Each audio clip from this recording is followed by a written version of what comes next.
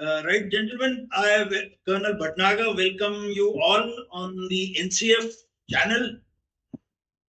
This is the first episode that we are shooting, uh, and it's regarding basically a very serious topic on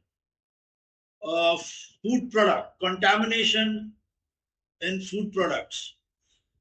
And with us today is Mr. Pankaj Bhatnagar, who is a professional, has almost 30 years plus experience in the food industry, dealing with fertilizers and chemicals. Pankaj Bhai, welcome. Thank you very much, Nirav bhai, for introduction. Welcome, sir. And with me are Mr. Raghav and Mr. Chetan, who will be questioning you, who will be grilling you and asking you questions. Sure. Pankaj Bhai, so we move on to the topic now. The first question is कि food and health matters are of utmost concern to us, and we cannot remain silent about the issue of contamination because it has an impact both on environment as well as health. Now, can you please elaborate this for our audience as to how the contamination adversely impacts both environment as well as health? या नीरव भाई, मैं थोड़ा Hindi English mix में बात करूंगा for general audience. Actually, as we all are aware that food is an important part for our human life, for our living. Yes, sir. At least minimum 3 meals required in a day for every person, minimum. Yes. See, 3 meals we usually, being an Indian and in Indian subcontinent we are living, so our food habits are little bit different, and we usually eat vegetables and pulses more. हम लोग दाल और सब्जी ज्यादा खाते हैं क्योंकि हमारे यहाँ पे वेजिटेरियन लोगों का काफी बड़ा एक जनसंख्या है जो वेजिटेरियन है। Yes, sir. और वेजिटेरियन होने के नाते हरी सब्जियां और दालें हैं, और हमारे यहाँ चूंकि अनाज खाया जाता है, हम रोटी खाते हैं, and in all this food grains it has been observed since long that the residuals of pesticides and chemicals are appearing, and their residual limits are increasing day by day. अब ऐसा क्यों हो रहा है?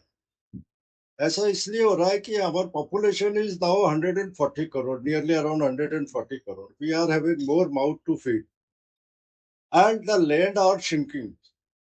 The cultivable lands are shrinking because cities are expanding. Okay. So lands are shrinking, and farmers have no option to increase production through that the piece of land which is with him to feed his family as well as to the national population. So in view of these circumstances, generally किसान क्या करते हैं, और वो लोग ज्यादा उत्पादन लेने के लिए इंसेक्टिसाइड्स, पेस्टिसाइड्स एंड फर्टिलाइजर्स का इस्तेमाल करते हैं। फर्टिलाइजर्स तो खैर जरूरी होता है खाद के लिए, खेत के लिए। ऑर्गेनिक खेती सब लोग नहीं कर पाते हैं क्योंकि ऑर्गेनिक खेती में भी आउटपुट बहुत कम होता है, लेकिन फर्टिलाइजर्स का लिमिटेड यूज जो तक होना चाहिए कई स्टेट्स में उससे ज्यादा होता है, लाइक पंजाब है, हरियाणा है, यहाँ पे बहुत ज्यादा excessive use of fertiliser is happening. Number one. Number two, हमारे यहाँ पे जो वेजिटेबल क्रॉप्स हैं, जो फ्रूट क्रॉप्स हैं, उनको उनके ऊपर इंसेक्ट्स का, पेस्ट का बहुत ज्यादा अटैक आता है। Okay. Because of the different agroclimatic areas. In sometimes somewhere it is raining, sometime in somewhere it is snow falling, sometimes somewhere in India is summer, still summer. So there is a very different agroclimatic zones in our India.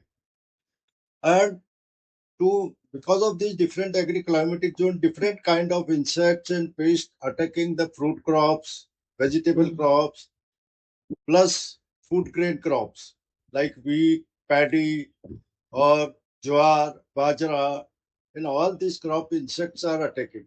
To control these insects and to save his crop, farmer use pesticides, insecticides, and they usually use beyond the level. Okay. जितना चाहिए होता है उससे ज्यादा का इस्तेमाल वो करते हैं। प्लस हर इंसेक्टिसाइड पेस्टिसाइड जो है उसका एक रेसिडुअल लिमिट होती है, एक उसका रेसिडुअल पीरियड होता है कि जितने पीरियड तक वो एक फ्रूट क्रॉप में, फ्रूट में या फाइनल प्रोड्यूस के अंदर प्रेजेंट रहता है। लेकिन किसान उस चीज को ध्यान में नहीं रख करके कि रेसिडुअल पीरियड हम पूरा करने के बाद उनको तोड़ करके सब्जियों को हम मार्केट में लाए। जनरली ये होता है कि मान लीजिए कल पेस्टिसाइड का स्प्रे किया और आज सब्जी टूट करके बाजार में आ जाती। हाँ जी। So now you can imagine कि व्हाट हैपेंस। अब ऑल दिस केमिकल्स जो है, जितने भी केमिकल्स है, फर्टिलाइजर्स है, इंसेक्टिसाइड्स है, पेस्टिसाइड्स है, इन सब का रेजिडुअल जो है वो फाइनल प्रोड्यूस में आ जाता है। And when it comes in final produce and then we are consuming it, so it gives great impact on our general health, as well as it gives a great impact on the environment also. Okay. So this is the thing. These residuals of pesticide and fertilizers usually remain in soil also. And when they remain in soil, so what happens? They leached out with water and they leached out to the water resources. Many times you have read in newspaper कि cocoa Cola की कोई factory है या Pepsi की कोई factory है, वहां पे उसके अंदर इंसेक्टिसाइड के कंटेंट उसके अंदर बहुत ज्यादा पाए गए, क्योंकि वो ट्यूबवेल का पानी यूज करते हैं जो भी उनका वाटर रिसोर्स है। और रिवर्स है, rivers are getting contaminated, ponds are getting contaminated, Okay. our drinking water is getting contaminated because these fertilizer chemicals and pesticide leached out with water and they mixed with the water resources. Number one. Number two, some of the part of them remain in soil also. When it remains in soil, so what it is doing? It is disturbing the microclimate of soil. Soil have lot of bacteria. Soil have earthworms. Soil have many other insects which help in increasing the fertility of soil. तो वो जो fertility जो soil की हो रही है वो day by day कम होती चली जा रही है, just because of this.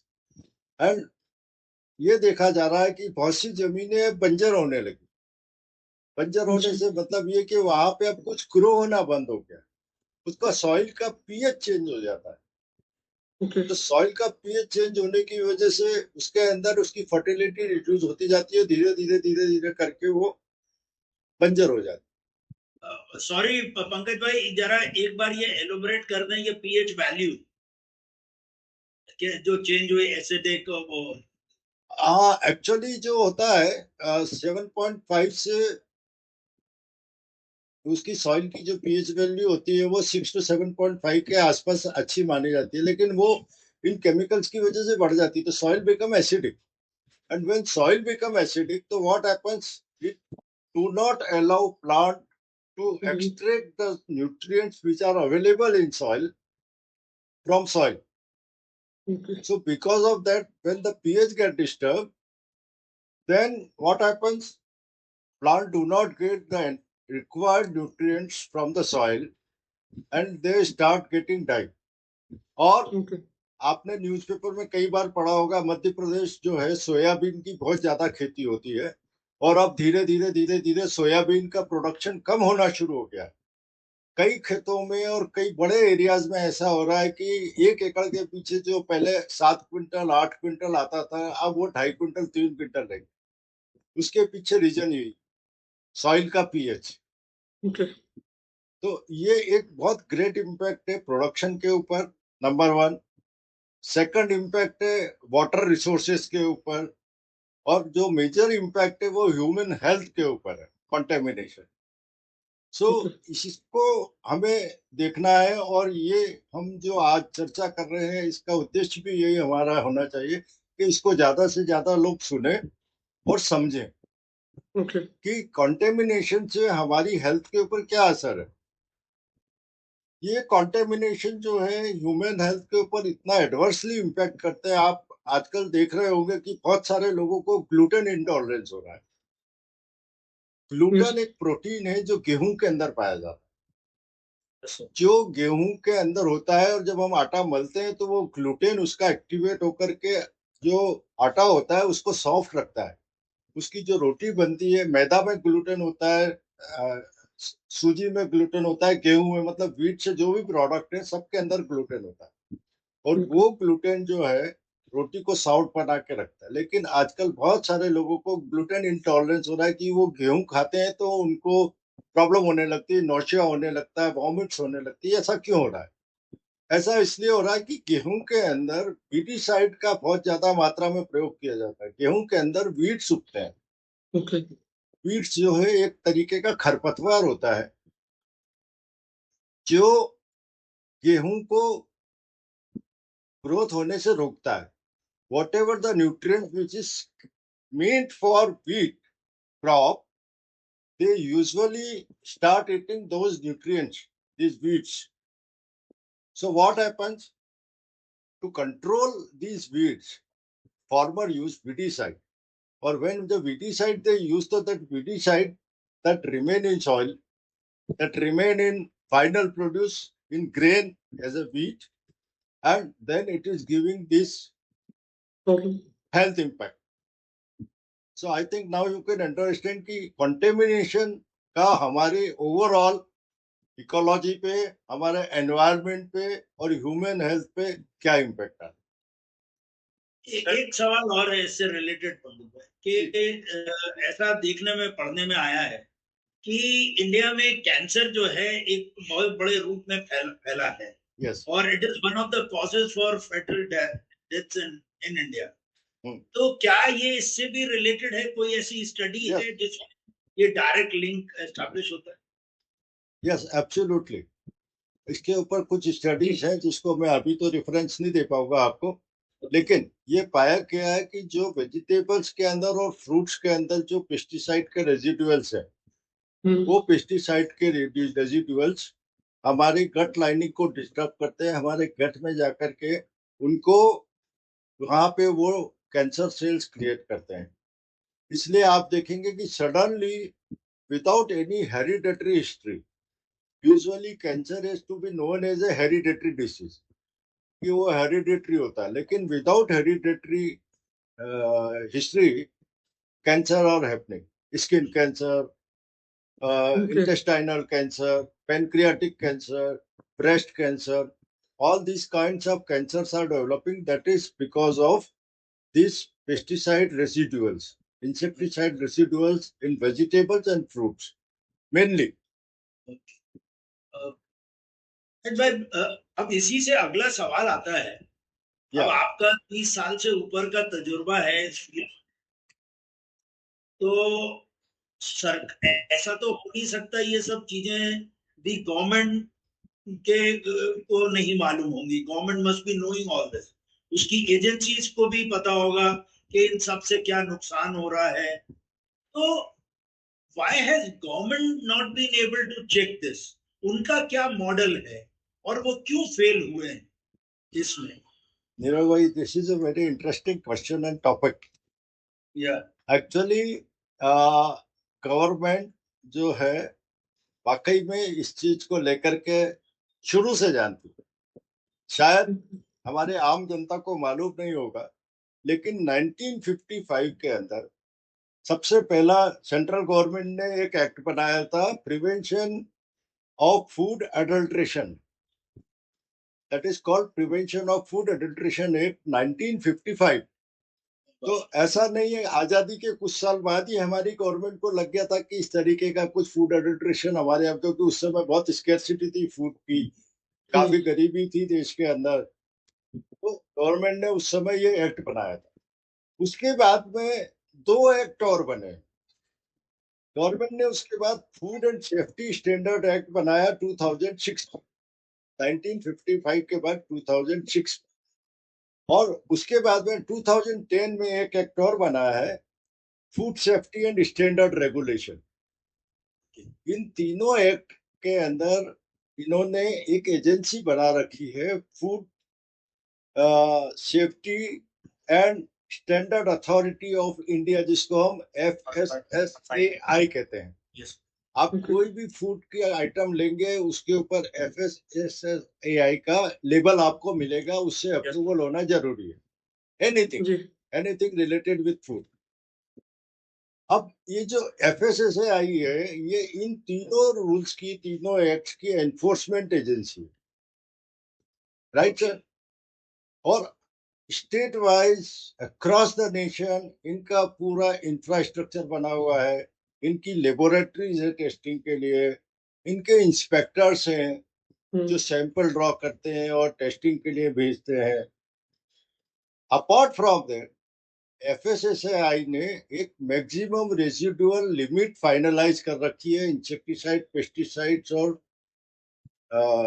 Chemicals के लिए, फर्टिलाइजर्स। जो मैक्सिमम रेसिडुअल लिमिट है, वो मैक्सिमम रेसिडुअल लिमिट वेजिटेबल से लेकर के ग्रेन, सीरियल, हर चीज के लिए पूरी डिटेल्ड। आप उनकी वेबसाइट पे जाएंगे तो आपको MRL की लिंक मिलेगी, आप वहां से उसको डाउनलोड कर सकते हो PDF फाइल। वो MRL जो है, मतलब मैक्सिमम रेसिडुअल लिमिट उन्होंने फिक्स की हुई है कि किसी भी चीज के अंदर इससे ज्यादा रेसिडुअल्स नहीं होना चाहिए। वो एक साइंटिफिक कमेटी FSSAI ने अपॉइंट करी थी, उन्होंने पूरी स्टडी करके, रिसर्च करके कि कितने लेवल तक वो ह्यूमन हेल्थ के लिए हार्मफुल है पेस्टिसाइड के रेजिडुअल्स, वो डिसाइड करके उन्होंने एक अपर लिमिट उन्होंने फिक्स कर दी कि भाई किसी भी फूड प्रोडक्ट के अंदर इससे ज्यादा रेजिडुअल्स नहीं होना चाहिए। But what is happening, do these agencies are working? Sir, you will be surprise to know, मैंने 2 बार RTI के अंदर फूड सेफ्टी FSSAI को, सेंट्रल गवर्नमेंट एजेंसी जिसको RTI में मैंने क्वेश्चन भेजा कि मध्य प्रदेश में कम से कम आप बता दें कि आपने फ्रूट और वेजिटेबल के कितने सैंपल लिए। एक बार मैंने भी भेजा है। एक बार आपने भी भेजा, but unfortunately they were not able to give a single number to us, not a single. अब FSSAI का एक्ट कहाँ आ गया? FSSAI की जो इंस्पेक्टर है उनका रोल ये है, मिठाई की दुकान पे जाते हैं, मिठाई का सैंपल लेना, मावे का सैंपल लेना, किराने की दुकान से दाल का सैंपल लेना, चावल का सैंपल लेना, दैट्स इट। पेस्टिसाइड के लिए वो कोई वेजिटेबल का सैंपल नहीं लेते कि सब्जी मंडी से जाकर के आप वेजिटेबल के सैंपल लें, या किसान के खेत में जाके आप वेजिटेबल के सैंपल लें, या फ्रूट्स के सैंपल। आप देखिए, एप्पल्स हैं, जो फ्रूट्स हम रॉ खाते हैं, हम अनार खाते हैं रॉ, हम अंगूर रॉ खाते हैं, जामुन हम रॉ खाते हैं, almost all fruits we are eating raw, हम उसको कुक नहीं करते। और वेजिटेबल्स में भी बहुत सारी वेजिटेबल्स ऐसी हैं जिनको हम रॉ खाते हैं, लाइक आपका कुकम्बर है, खीरा है, ककड़ी है, उसके अलावा पालक कई बार हम लोग रॉ खाते हैं, टमाटर हम लोग रॉ खाते हैं, कैरेट, मूली, बराबर है। तो ये जो रॉ वेजिटेबल्स हैं और इनके अंदर पेस्टिसाइड, हर बार आप कभी भी टेस्ट करोगे, it is beyond MRL, way beyond MRL। तो ये चीज को टेस्ट करने के लिए गवर्नमेंट एजेंसी कुछ नहीं कर रही। उनको वेजिटेबल्स और इसके ऊपर जो फोकस करना चाहिए, उसके अलावा वो मिठाई की दुकान पे जाते हैं, दूध के सैंपल लेंगे, मिठाई के सैंपल लेंगे, मावे के सैंपल लेंगे, बस, इससे आगे कुछ। ऐसा नहीं है कि गवर्नमेंट करना नहीं चाहती सर, गवर्नमेंट करना चाहती है, लेकिन वो उसको प्रॉपरली इम्प्लीमेंट नहीं करे। एक्ट बनाने से कुछ नहीं होता, एक्ट को इम्प्लीमेंट करना पड़ता है, और एक्ट को इम्प्लीमेंट करने के लिए उन्होंने एजेंसी भी बनाई है जो उसका इन्फोर्समेंट, लेकिन वो एजेंसी बराबर काम नहीं। तो सर ये लेबर इंस्पेक्टरों को मतलब किसने तो बोला होगा भाई कि सॉरी फूड इंस्पेक्टर को किसने तो बोला होगा कि भाई आप जाके वेजिटेबल का ही आप सैंपल लो, तो वो लोग जाते नहीं है या फिर मतलब ये कहाँ पे अर्चन इश्यूज कहाँ पे आ रहे हैं मतलब इस चीज। एक्चुअल इश्यूज तो भी है, मुझे नहीं मालूम कहाँ पे आ रहे हैं, टू बी वेरी फ्रैंक। लेकिन अगर वो आरटीआई में इस चीज का डाटा नहीं दे पा रहा कि उन्होंने पिछले 1 साल के अंदर या पिछले 5 साल के अंदर उन्होंने कितने फ्रूट्स और कितने वेजिटेबल्स के सैंपल लिए और टेस्ट किए और उस पर क्या एक्शन लिया, तो इसका मतलब ये कि उन लोगों ने कोई सैंपल राइट। मेन इशू इनका मॉडल में प्रॉब्लम है कि अ, जैसे अब आपने बोला पंकज भाई कि हम बहुत सारी सब्जियां रॉ खाते हैं, लेकिन ये लोग सैंपलिंग कर रहे हैं, सैंपल ले रहे हैं रिटेल से। प्रोडक्ट हो रहा, मैन्युफैक्चर हो रहा है, वहां से नहीं ले रहे, जो रिटेल पे आ गया वहां से ले रहे हैं।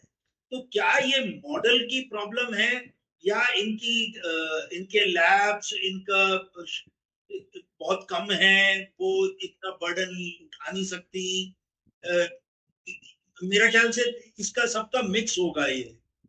सर उसमें ऐसा है, एफएसएसएआई की जो खुद की लैब्स है वो तो है ही, उसके अलावा इन्होंने प्राइवेट लेबोरेटरीज को भी अथोराइज किया हुआ है, जहां पे जैसे इंदौर में चौकसे एनालिटिकल है, वो एफएसएसएआई की अथोराइज लेबोरेटरी कि वहां पे वो सैंपल टेस्ट करवा सकते हैं। ठीक है सर। अब प्रॉब्लम ये है कि एक बेसिक उनके साथ ये प्रॉब्लम जो मुझे लगती है वो ये हो सकती है कि हमारा जोग्राफिकली एरिया इतना बड़ा है इंडिया का, और इतने डिफरेंट रीजन्स हैं कि हर जगह उनके लिए ये शायद ये संभव नहीं हो सकता कि वो किसान के खेत में जाकर सैंपल, राइट सर। लेकिन एटलीस्ट जहाँ पे मंडी के अंदर जहाँ सब्जियां आती हैं, होलसेल मार्केट जो है, वहां पे जाकर के वो उसको सिलेक्ट कर सकते हैं और उनको टेस्ट करने के बाद में फिर उनको रिजेक्ट कर सकते हैं। अब ये सिस्टम यूरोपियन कंट्रीज में, फॉरेन कंट्रीज में है। वो जो भी चीज इंपोर्ट करते हैं या जो भी वहां प्रोड्यूस होती है वो टेस्ट होती है, लेबल होती है, उस पर स्टाम्प लगता है, उस पर सोर्स आता है कि कहाँ से सोर्स हुई है, ट्रेस कर सकते हो आप। आप ट्रेस कर सकते हो। हमारे यहाँ ऐसा कोई सिस्टम नहीं, हमारे यहाँ सिर्फ जो पैकेज फूड प्रोडक्ट है वो उसके ऊपर सोर्स है। बाकी जो लूज जो हम वेजिटेबल्स खरीदते हैं या फ्रूट्स खरीदते हैं उसके ऊपर कोई सोर्स नहीं है कि ये सेवफल आपने खरीदा, ये कहाँ से चला है, यहाँ कब आया है, कितने दिन से कोल्ड स्टोरेज में रखा था, हमको कुछ मालूम नहीं हो। और ये सारी चीजें गवर्नमेंट एजेंसी ही कर सकती है सर, आम आदमी नहीं कर सकता, क्योंकि ये सब ट्रैक करने के लिए, इसका इंफ्रास्ट्रक्चर डेवलप करने के लिए, सिस्टम बनाने के लिए इनको एक डेवलप करना। I finish. आप लोगों का ठीक है कोई क्वेश्चन हो? सर। चेतन? एक सर मेरा एक सवाल था कि जो हमारे जो फूड मटेरियल्स हैं उसमें ऐसे मतलब ऐसे कौन से फूड मटेरियल्स हैं जो कि ज़्यादा मतलब कि अ, मतलब कंटेमिनेट हो सकते हैं, हाईली जो ससेप्टिबल है कि भाई ये ज़्यादा कंटेमिनेट हो सकता है, ये थोड़ा कम हो सकता है। तो सर उसी के लिए जो आम आदमी के पास जब जो चीज़ आ रही है तो वो क्या थोड़ा अपना स्टेप उठा सकता है उसके लिए कि वो उसको फिनिश कर पाए। जरूर जरूर जरूर राघव भाई। राघव भाई, जो मोस्ट कॉन्टेमिनेटेड फूड मटेरियल जो हम लोग डेली कंजम्पशन में लेते हैं वो वेजिटेबल्स और फ्रूट। ओके। वेजिटेबल्स में भी एक्चुअली जैसे आप हमारे घर में प्रैक्टिस है कि उनको धो करके पकाया जाता है, यस बिल्कुल सर। सर। Yes sir. तो ये मतलब प्रूवन फैक्ट है कि जब हम वेजिटेबल्स को पकाते हैं तो उसका जो कंटेमिनेशन है ऑलमोस्ट 75% टू 80% खत्म हो जाता है ओके। पकाने में, कुक्ड वेजिटेबल। ओके। लेकिन जो वेजिटेबल्स हम रॉ खा रहे हैं या जो फ्रूट्स हम रॉ खा रहे हैं उनको हमें ट्रीट करना बहुत जरूरी है। ओके। उनका कंटेमिनेशन लेवल रिड्यूस करने के लिए सबसे आसान तरीका ये है कि सोडियम बाइकार्बोनेट जो खाने का सोडा होता है, यस सर। उसको 2 लीटर पानी के अंदर आप 1 टी फुल खाने का सोडा मिलाइए 1 लीटर पानी के अंदर और उसको उसके अंदर डुबो के रखिए। ओके। दूसरा तरीका सिरका, जो सिरका हमारे घर में होता है, व्हाइट विनेगर हर घर में होता है। आप 1 लीटर पानी में 1 चम्मच सिरका मिला करके उसके अंदर वेजिटेबल्स को, फ्रूट्स को आधा घंटा, 1 घंटे के लिए डुबो के छोड़ दीजिए। ओके। उससे क्या होता है कि जो अपर लेयर जो होती है, हम्म। अपर लेयर पे जो कंटामिनेशन होता है, वो ऑलमोस्ट 80% तक उसमें से रिमूव हो जाता है। और फूड अच्छा। ग्रेन्स के अंदर जो कंटामिनेशन है, अब जैसे गेहूं में जो कंटामिनेशन है, हम्म। गेहूं में अगर वो वीटिसाइड के रेसिडुअल्स हैं, तो वो वेजिसाइड के रेसिडुअल्स उसके एम्ब्रियो तक पहुंच जाते हैं गेहूं ओके। के। जब हम उसको क्रश करते हैं, आटा बनाते हैं, तो वो रेसिडुअल्स आटे के अंदर भी चले जाते हैं। अब जब आप उसको कुक भी कर रहे हैं, तो कुक करने में भी वो 70% 80% उसमें से रेसिडुअल्स जाते हैं, लेकिन फिर भी वो रह जाते हैं। चावल है, हम लोगों के यहाँ चावल पकाने का तरीका, हम उसको उबाल के बनाते हैं या प्रेशर कुकर में बनाते हैं, तो उससे काफ़ी कंटामिनेशन कम हो जाता है। ओके। लेकिन सबसे ज़्यादा सीरियस जो चीज़ है, वो वेजिटेबल्स और फ्रूट्स है सर। वेजिटेबल्स में भी सबसे ज़्यादा कंटामिनेटेड जो होती है, पत्ता गोभी, फूल गोभी, भिंडी, बैंगन, हम्म। टमाटर, हरी मिर्च, हरा धनिया, ये सारी चीज़ों के ऊपर पेस्टिसाइड का, पालक है, जो लीफी वेजिटेबल्स हैं, यस सर। इन सब के ऊपर पेस्टिसाइड का भरपूर इस्तेमाल होता है, क्योंकि इनके अंदर लीफ ईटिंग इंसेक्ट्स आते हैं। बैंगन के ओके। अंदर एक फ्रूट बोरर इंसेक्ट आता है, जो बैंगन को अंदर, कई बार आप देखते होंगे बैंगन काटते हैं तो अंदर से कीड़ा निकलता है। Yes. तो वो जो कीड़ा निकलता है वो फ्रूट बोरर होता है, जो इसके अंदर, उसको कंट्रोल करने के लिए किसान अंधाधुंध पेस्टिसाइड का इस्तेमाल। ओके। तो ये वेजिटेबल्स सबसे ज्यादा कॉन्टेमिनेटेड है। और फ्रूट्स तो, अब जैसे अंगूर आप खा रहे हैं, हम देखते हैं कि बहुत लंबा अंगूर है, बहुत अच्छा अंगूर है। शायद आपको मालूम नहीं होगा कि नेचुरली अंगूर इतना लंबा होता ही नहीं, वो गोल ही होता है। ओके। लेकिन उसके ऊपर जिब्बेरेलिक एसिड करके ग्रोथ हार्मोन होता है, जिसको स्प्रे किया जाता है, जिसकी वजह से अंगूर सीडलेस हो जाता है और उसकी लेंथ बढ़ जाती है। अब वो जिब्बेरेलिक एसिड जब अंगूर के और वो फ्रूट के ऊपर स्प्रे किया जाता है, लाइक हम अभी आम खा रहे हैं, आम यस। हमारे नेचुरली पेड़ के पके हुए आम कोई भी नहीं है, केला है, इसको कार्बाइड से पकाया जाता है गोडाउन के अंदर, अच्छा। या फिर कोई दूसरे केमिकल आते हैं, एथ्रिल करके केमिकल आता है, उससे उसको पकाया जाता है। ये केमिकल भी रेसिडुअल छोड़ते हैं सर। अभी कुछ वीडियोस सोशल मीडिया में कई बार वायरल भी हुए कि वो ऑक्सीटोसिन के इंजेक्शन लोग हाँ, लेते हैं और इसमें लगा के, तो ये तो मतलब वो सरफेस पे रहते ही नहीं है, ये चीज तो सब इंजेक्ट ही करते रहे डायरेक्ट वो अंदर, डायरेक्ट इंजेक्ट करते हैं। तो वो तो बहुत ज्यादा हार्मफुल, उसको तो हटाने के लिए भी कोई सॉल्यूशन कुछ है क्या सर? नहीं है सर, अब जैसे ऑक्सीटोसिन का इंजेक्शन गायों और भैंसों को भी दिया जाता है मिल्क के प्रोडक्शन के लिए। Growth hormone. वो दूध निकालने के लिए, कि भैंस ज्यादा दूध दे तो ऑक्सीटोसिन, तो वो मिल्क में भी उसका रेसिडुअल इफेक्ट आता है। इसीलिए बहुत से लोगों ने मिल्क की एलर्जी हो गई, बहुत से लोग दूध पीना छोड़ दिया। जी जी। तो सर ये कंटामिनेशन इतना बढ़ता जा रहा है, तो how does this contamination affect our body, human body in long term? देखिए, ह्यूमन बॉडी पे हमने क्या इम्पेक्ट आता है वो पहले अपने डिस्कशन में पूरा एलोबोरेट किया है। जी जी। हमारे हेल्थ के लिए बहुत हेजार्डस है, इन शॉर्ट में मैं कहना चाहूंगा। दूसरा, अगर गवर्नमेंट कुछ नहीं कर रही तो आम जनता को कुछ करना चाहिए। आगे अगर कभी हमारा ये सीरीज कंटिन्यू होती है, यस।